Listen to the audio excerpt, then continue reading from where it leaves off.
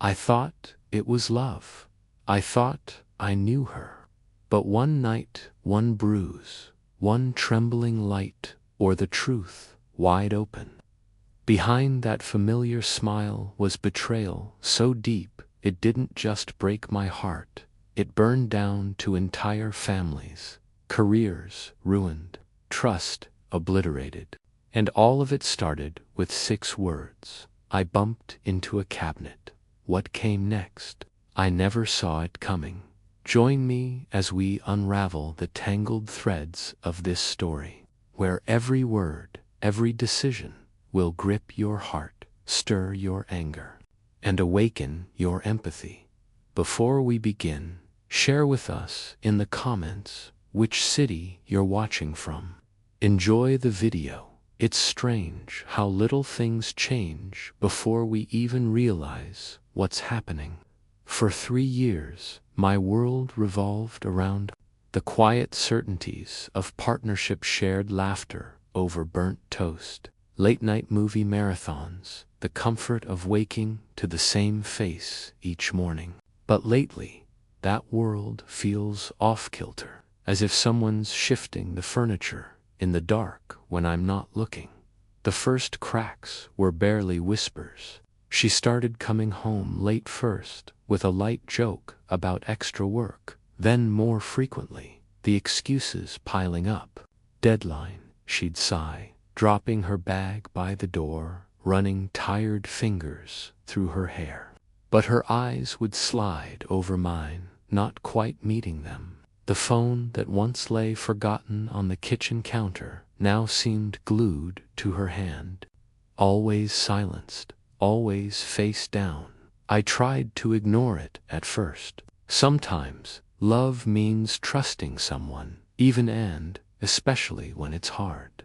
I told myself she was just stressed, that everyone changes when things at work get busy. But the cold space between us kept growing.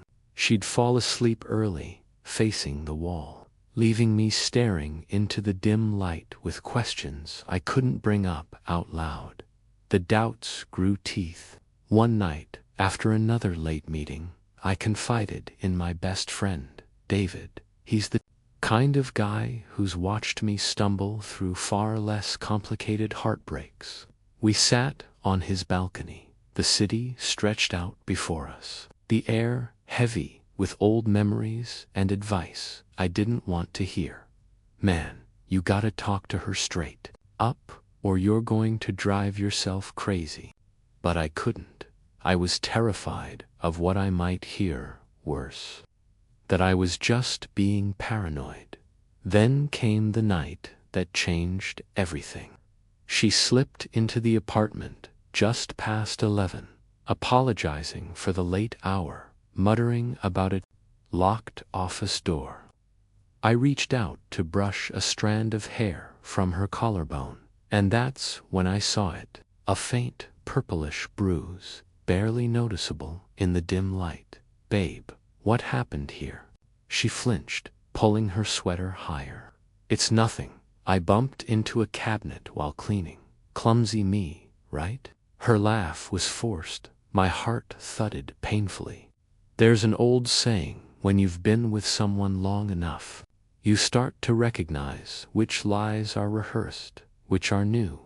This one I'd never heard before. After that night, every detail felt suspect. A missed text, a new perfume, the way our mutual friend Macy mentioned she saw my girlfriend out at lunch, but definitely not alone. The people in our lives became mirrors for my doubts. Every innocent interaction felt like it might hide a secret. Even my mom, usually warm and welcoming, raised an eyebrow after a family BBQ when she noticed my girlfriend's distracted smile. Are you two okay? She asked, her voice low. I lied. Of course, we're fine. Inside, the battle raged. I wanted to trust. I needed to believe that things were just rough patches on a shared road. But the more I searched for comfort, the further it slipped away. leaving only the echo of harsh questions. Is it something I did? Am I not enough? Or have I just missed what was always right in front of me? Shame mingled with frustration. When I tried reaching out, I'd get vague answers, or worse, irritation. Can't you just let it go? You're being dramatic. The loneliness was bone deep. The person I loved most now felt like a stranger, her secrets pressing heavy between us, her phone lighting up in the silence of our bedroom. An unspoken message I was never allowed to read. Each day, I found myself searching her face for clues. Each night, I lay awake, replaying memories from when we were happy trips upstate with friends. Lazy Sunday mornings, her laughter in the shower, wondering how things could have changed when I wasn't looking. Through it all, I tried to hold on to hope, but some part of me knew when trust is broken, everything else starts to fracture. What began as suspicion soon becomes an endless ache, a wound that won't heal until the truth, however ugly, finally comes out. But before the truth comes to light, there is always the aching in between, the weeks where trust and suspicion live side by side, where every touch is a question, and every word could be the last piece of a puzzle you wish you'd never started.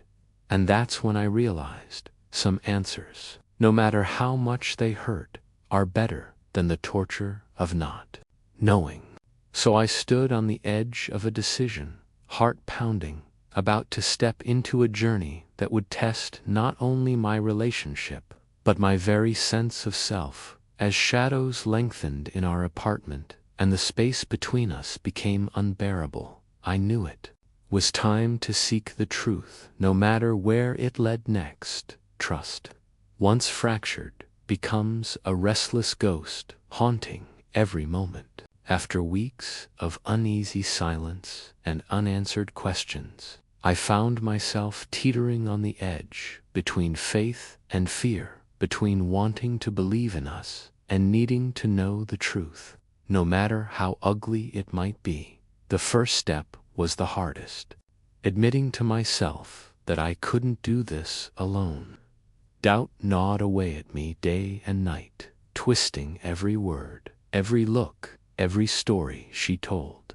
The weight of not knowing grew overwhelming until it became clear I had to seek answers, even if what I uncovered meant the end of everything I had loved and worked for. I confided again in David, my rock throughout this storm.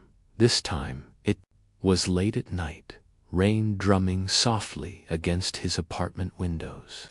He listened in silence, eyes narrowed, lips pressed into a thin line. "Man, you deserve to know," he finally said, not unkindly. "But whatever you do next, you better brace yourself for the truth." I tried the small things first, discreetly asking mutual friends Macy, who'd always had a sharp eye for drama, if she'd noticed anything strange. "Well, she does spend a lot of time with Mark lately," Macy remarked offhandedly. "But hey, work friends, right?" She said it with a little shrug, but the words echoed in my mind long after. Suddenly, everywhere I looked, there were threads to pull: a missed call, a new frequent contact, a series of vague text messages that ended abruptly when I entered the room. Once, when she stepped out to answer a call, I caught a flash of Mark's face on her phone. My chest clenched. Was I just being jealous, or was there more beneath the surface? I found myself drifting further from the man I used to be. Glances at her phone when she was in the shower, double-checking her calendar against the stories she told me about working late. Each time, I felt a little dirtier, a little more desperate. But the nagging sensation, the pit in my stomach, refused to let me rest. Then David made a suggestion that sent a chill through me. Hire a private investigator. If you really want the truth, have a pro dig it up. That way, you get facts, not just suspicions, playing tricks on your mind. I balked at first. Wasn't that too much? Didn't it make me the villain, the snoop? But as another week passed with more late nights, more dodged questions, and more stifling silence at home, I realized I was already losing her, and I was losing myself along with her. I didn't want anger or revenge. I just needed closure. I needed proof, one way or another, to finally silence the beast of uncertainty inside me with heavy reluctance. I reached out to an investigator, Maggie, recommended by a friend, with a wry smile and a promise she was the best in the city for cases like yours. Meeting her in a quiet coffee shop across town, I felt exposed, embarrassed, a little ashamed. But Maggie's calm professionalism gave me hope. This isn't about catching someone out, she told me, voice even. It's about giving yourself the truth you deserve so you can move forward, whatever that looks like. The next days were a blur of tension and anticipation. Maggie sent updates, clean, methodical, and unnervingly precise. Photographs of her leaving work at strange hours. Camera shots of her meeting Mark at a distant diner late at night. I started recognizing patterns I would never have noticed alone. The same jacket, the same parking lot, the same nights I had been told not to wait up. During those restless nights, my mind battled with itself. Was I ready to see it all confirmed? Would I still recognize the woman I loved after I saw who she was with someone else? Was I prepared for the fallout that would follow, not just for us, but for everyone involved? Mark's wife, our friends, our coworkers. Each new piece of evidence twisted the knife a little deeper. One night, after reading Maggie's latest update, I walked downtown just to clear my head. I passed bars we used to laugh, in parks where we'd planned our future. I caught a reflection of myself in a shop window, tired eyes, tight jaw, that haunted look of someone who can't return to ignorance, but isn't ready for the truth either. Even with the world crumbling around me, I realized something.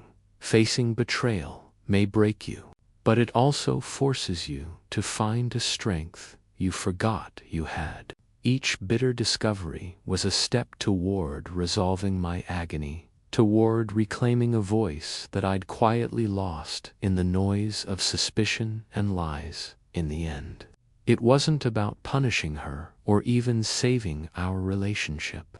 It was about reclaiming my dignity, choosing to walk in the light, no matter how blinding or cold it might feel at first. And so, with the truth almost within reach, I braced myself for the moment it would all come crashing down. Whatever happened next, I wouldn't run from it, because the only thing worse than heartbreak is never knowing why you're it. Said there's a moment when the weight of suspicion finally gives way, not to relief, but to an avalanche of reality. For me, it arrived on an unremarkable Tuesday. I remember sitting alone in my car, hands trembling, staring down at a folder Maggie had slipped across the cafe table earlier that day. Inside, timestamps, grainy parking lot photos, two figures locked in an embrace that obliterated every desperate hope I'd nursed. There, under harsh fluorescent lights and a city skyline blurred by rain, was the heartbreak I'd feared and the clarity I craved. The world went strangely silent. My thoughts moved in slow motions, swallowing disbelief, then anger, then a hollow calm. I gripped the steering wheel, until my knuckles whitened, head resting heavy on the dash. Part of me wanted to scream. Another part wanted nothing more than to curl up and disappear. It's a strange kind of pain, the moment you realize the proof hurts more than the suspicion ever did. I must have sat there for hours, replaying every moment that now looked different through the cracked lens of betrayal. Every apology, every rushed "I love you," every late night that suddenly hid something rotten beneath the surface. At some point, I called David. He knew, without words, that something irrevocable had happened. "Greater than whatever you do next," he said quietly. "Do it for you. Not for answers, not for closure, for yourself." That night, the apartment felt colder than ever. The shadows seemed longer as I waited for her to get home. I planned nothing, rehearsed nothing. But the moment the door clicked and she stepped inside, arms full of work and excuses, I felt a different kind of clarity settle over me, a stillness that comes before a storm. We stood across from each other in the living room, the soft hum of the fridge and the city outside our only witnesses. "We need to talk," I began, voice steady but foreign to my own ears. She tried to sidestep.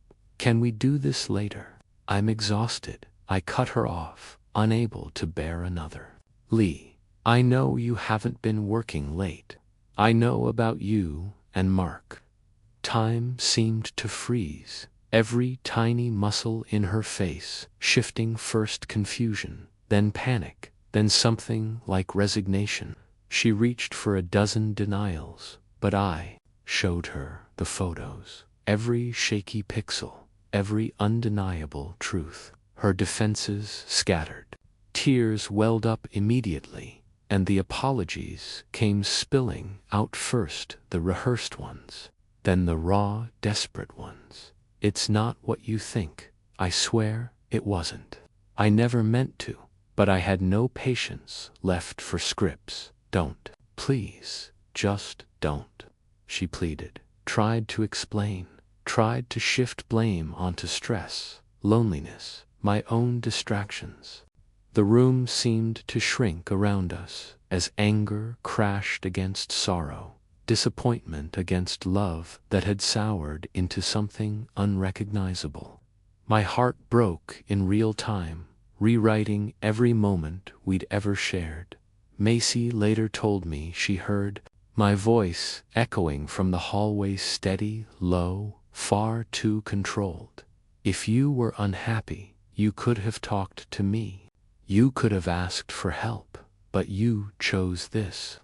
The finality of those words made her crumble. I watched as she sobbed, as she begged for forgiveness, offered up promises and bargaining chips that might have worked when I was still guessing. But not now. She asked for another chance. She even suggested therapy. She said she'd end it with Mark, that I was the love of her life. But at that moment, I realized her remorse wasn't about what she'd done, it was about being caught. The betrayal, the lies, the fracture in my own sense of self, they all felt permanent. I saw it in her eyes, the dawning horror of consequences neither of us could undo. I left that night, packed a bag, texted David from the street outside, heart wounded but strangely lighter, stripped of the burden of uncertainty at last. My phone filled up with voicemails, texts, her voice broken, repeating, "Please, talk to me." But there was nothing left to say. Over the next days, the true fallout rippled outwards. Word spread among mutual friends. My parents called, worried but trying to give me space. At work, I moved like a ghost, checked out in meetings, searching for something to anchor myself as the shock faded into grief. But beneath the heartbreak, something else took root, an unfamiliar resolve. Yes, the pain felt endless. But knowing the truth, scarred but moving, a deeper journey began, the long road of letting go and finding resilience again. And as my story turned from confrontation to aftermath, it became not just about betrayal, but about discovering who I truly was beyond the ruins. After the thunderstorm of truth, the air in my life didn't clear right away. Instead, I found myself wandering through the debris, days blurred into nights, each one heavy with the ache of memories I couldn't erase. In the first week, even small routines felt like walking through a haunted house. Her mug still on the counter, a stray sweater over a chair, the empty space on the bed that felt colder than winter.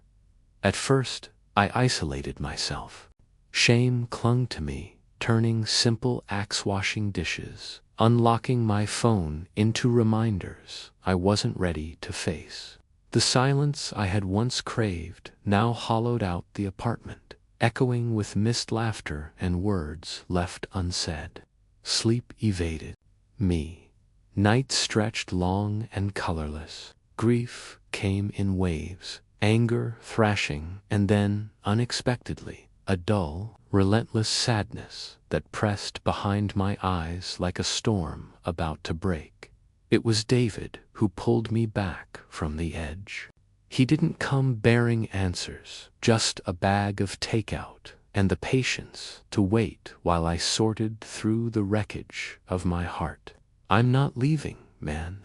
Not until you shower and eat something," he'd say, his tone light, but his eyes steady, never judging the mess I'd become. Mutual friends and my family became lifelines. Macy showed up with wine and stories that had nothing to do with betrayal, just to remind me who I'd been before all this heartbreak. My mother left voice messages every day, gentle check-ins, offers of home-cooked meals, advice wrapped in unconditional love. "Honey, you're not alone in this. We've got you."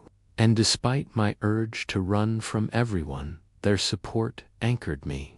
There were long phone calls with my dad, awkward but honest. He shared stories of his own failed relationships, making me laugh despite myself. Sometimes, the most unexpected support comes from those we least expect.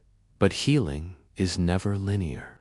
There were moments standing in the grocery store, driving past a restaurant we once loved, where the pain came roaring back. Seeing couples laughing together made me flinch, and sometimes I'd catch myself nearly calling her. Muscle memory fighting against hard-learned lessons. Practical life collapsed, too. Moving out was a blur. Friends helping me pack. Laughter mingling with frustration as I stuffed my life into boxes. Splitting up apartment keys, closing shared accounts, sorting out who got what tit, all felt transactional. Another death by 1,000 cuts. I'd always thought separation would carry finality, but instead, it left me suspended, hovering between heartbreak and the promise of new beginnings. It was in these small moments, putting together cheap furniture in my new place, sharing beers with David on the balcony, blasting music late at night just because I could, that I began finding pieces of myself again. I joined my friends for pickup basketball at the park, sweating out bitterness, letting laughter fit back into my chest. I signed up for a trivia night at a neighborhood bar, even though anxiety gnawed at me, pushing myself toward life, toward people, inch by inch. Community, I realized, isn't just about who shows up on the good days, it's who stays when you have nothing to give back. In their acceptance, their patience, I started to learn that pain, no matter how sharp, can soften into something like wisdom. I wasn't just moving on from a relationship. I was learning what it meant to let yourself be carried when you can't. Stand on your own. Still, scars remain. Trust wasn't something I could rebuild overnight, not with myself, and certainly not with others. But for the first time in a long while, hope flickered at the edge of things. The possibility that heartbreak wouldn't define me, but refine me. That there was life real, luminous and untarnished, waiting on the other side of grief as I took my first steps toward a future of my own making. The echoes of the past grew softer. Hurt, anger, forgiveness, and resilience all mingled in this new version of myself, one forged not despite the pain, but through it. Some storms don't stop at your front door. Sometimes the devastation ripples outward, uprooting lives and exposing truths far beyond what you ever imagined. At that first moment of heartbreak, after I moved out, cut ties, and tried desperately to steady myself in my new world, the consequences of that one shattering betrayal began to echo through the lives of others. The gravity of what unfolded between me, her, and Mark was no longer contained within whispered arguments or tearful phone calls. It became a spectacle felt seen and gossiped about, unavoidable. It started at her office, where the hush of routine was suddenly pierced by drama. My ex and Mark tried to coexist, awkward silences multiplying as words spread through the grapevine. The office, usually so full of background noise, turned brittle with tension, the kind of cold politeness and sidelong glances that made every trip to the break room a walk through a minefield. Dan, a mutual friend who still worked there, later told me about the day it all blew up. He described how, after one too many conversations gone wrong, my ex confronted Mark in a glass-walled conference room, voices rising unchecked as fragments of the argument spilled out into the hallway. "You promised me, what was all this for?" Her voice, once quiet and loving, carried all the way to reception, trembling with anger and desperation. "You have to let this go. You're ruining everything," Mark had hissed back, jaw tight, knuckles white dot. It got so heated that security had to break them apart. In a single moment, their private tragedy became public. Within hours, human resources was involved. The company's reputation and the fragile peace of the workplace couldn't withstand the spectacle of their collapse. In the end, she lost her job, fired not for loving unwisely, but for letting that love become a wildfire, visible to everyone. Mark, with his longer tenure and carefully crafted image, kept his position, but even for him, the damage was done. Don told me that colleagues whispered about him in the corridors, that respect had curdled into contempt. Professional bridges burned in slow, humiliating motion.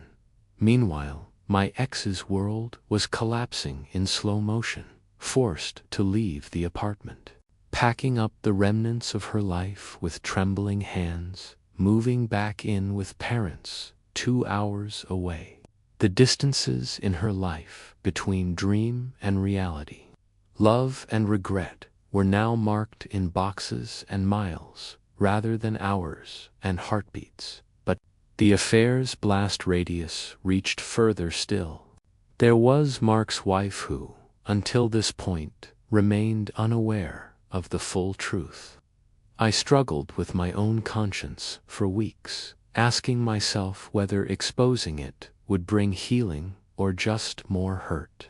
Was I meant to be the messenger, the witness, to this private devastation? The answer came not from anger, but from the knowledge that she deserved honesty more than anyone. I reached out nervous, sweating, with a heart pounding like a judge's gavel. In a quiet exchange, filled with hesitant words and trembling voices, I told her everything: the photos, the dates, the pain it had caused me, and the belief that she deserved better than a life built on lies. Hearing her struggles broke something open inside me. I knew something wasn't right. "Thank you for telling MIT hurts, but at least now I know I'm not crazy." Her tears carried the pain I knew all too well, but also a weight lifted, a release, however jagged, from the prison of suspicion. The fallout was swift. Within a week, Mark's marriage fell apart. Friends circled the wagons, choosing sides, whispers growing into open confrontations at mutual gatherings. Even Maggie, the detective, shot me a quick message: "Hang in there. Truth has a habit of turning the world upside down before it sets it right." I began to realize betrayal, left in the dark, breeds shame and loneliness, but exposed to the light, it becomes pain with a purpose. It's ugly, it's unfair, and yet there's dignity in letting truth stand, no matter whom it sets free or brings to their knees. As the dust settled, one thing became clear: I did not want revenge. I wanted peace, a clean slate. After all the destruction, my own scars would heal with time, just as Mark's ex-wife would eventually pick up the pieces of her own shattered trust. In that chaotic aftermath, I saw in myself and the people left standing around me a strange, quiet strength. We were survivors of someone else's storm, and, having made it through, maybe we could finally find something like freedom. As the saga of heartbreak, consequence, and truth faded, I looked ahead, not for vengeance, but for a chance to build something honest and whole. And in that fragile hope, the seeds of a new chapter began to take root. Healing never comes in a straight line. It's a winding road paved with relapses, small victories, and the slow dawning of hope after devastation. The first days in my new apartment felt like standing in the wreckage of a life I'd built with someone else. Every box unpacked was a reminder, photographs hidden away, mementos so loaded with memory I could barely touch them. Nights were the hardest. The emptiness of my own bed echoed every broken promise, every "I love you" that meant little. In the end, sometimes I'd wake up reaching for an arm that was no longer there, the loneliness so thick it was nearly suffocating. There were setbacks, of course. Grief would sneak up in unexpected ways: a song on the radio, a smell at the grocery store, a couple's laughter drifting through a cafe window. In those moments, I thought the pain might swallow me whole, but each time I managed to breathe, to endure just one more hour, one more day, and then, little by little, the world started to widen. David, who had been my anchor through every raging storm, kept dragging me back to life. He'd show up on a Saturday morning, coffee in hand, insisting I join him for a hike or a pickup basketball game. "You're not allowed to mope forever," he'd joke, but those moments, sweat on my brow, sun on my face, felt like medicine. Macy, too, became a secret source of strength. She'd send me memes at midnight, invite me to trivia nights, coaxing a real laugh out of me long after I'd forgotten how. I began reclaiming pieces of myself. I took late-night drives down empty highways, windows down, music blasting, letting the rush of air strip away the heaviness. Sometimes I'd head out of town, road tripping with friends, rediscovering the freedom of saying yes to things without explanation or apology. I built new routines, going for morning runs, cooking for myself, exploring neighborhoods I'd never bothered with before. The ghosts of the past were still there, but they began fading into the background as I built something new. The process was bumpy. Trust didn't rebuild overnight. Not. I questioned my instincts, second-guessed my feelings, wondered if I'd ever open up again. Therapy helped. So did forgiving, not just her, but myself. I learned with time that it's possible to recover from betrayal without letting it define you forever.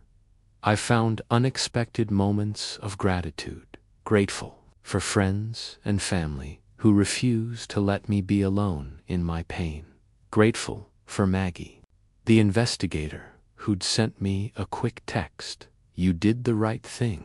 Truth hurts, but it sets you free." Asterisk, grateful even for the pain, because it forced me to grow, to confront my own boundaries and values, to demand better for myself. Life went on. I found myself rooting less for revenge and more for peace, for the quiet confidence of a future that was mine alone to shape. I started dating again slowly, cautiously, but found excitement in the possibility of new connections, new beginnings. One evening on my buddy's balcony, watching the city lights blink out under a summer sky, David asked me if I'd go back in time and change anything. I thought about it for a long moment, the scars still tender but no longer raw. Greater than no, I said quietly. I wouldn't change a thing, because now I know exactly who I am and who I deserve to be with. Closure didn't come all at once. It arrived in shards, in hard conversations, in the slow, steady return of faith, both in myself and in the world. The past became a story I could tell without bitterness, a chapter I'd survived rather than a prison I'd built for myself. And as I stood on the threshold of a new life, no longer defined by what was lost, but by what I'd learned and who I was becoming, I realized that moving forward didn't mean forgetting. It meant owning my scars, growing stronger through pain, and believing, again, that joy was possible. Because every ending is just another beginning. And sometimes the bravest thing you can do is keep your heart open, even after it's been broken. End of story. Thank you for walking this journey with me. If you've ever survived heartbreak and come out stronger, share your story below. Let's remind each other that healing, growth, and hope are possible even after the storm.